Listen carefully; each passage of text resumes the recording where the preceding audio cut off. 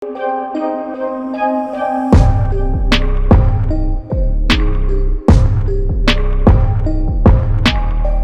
buruh dan aliansi masyarakat menjalankan aksi demonstrasi di sekitaran Istana Negara, Jakarta Pusat pada Kamis 10 Agustus 2023 hari ini. Massa aksi ini tergabung dalam Konfederasi Serikat Pekerja Seluruh Indonesia atau KSPSI, Kongres Aliansi Serikat Buruh Indonesia atau KASBI, hingga Gerakan Buruh Bersama Rakyat atau GEBRAK.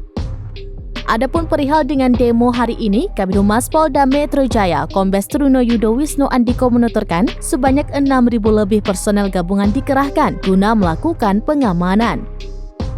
Sekitar 6.000 lebih personel itu, kata dia, terdiri dari anggota TNI Polri serta pemerintah Provinsi DKI Jakarta.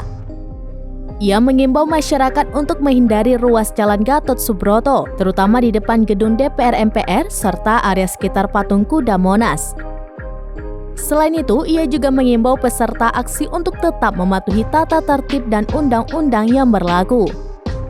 Polisi mengimbau masyarakat menghindari kawasan Patung Kuda dan dapat memanfaatkan alternatif jalan lain yang telah disiapkan.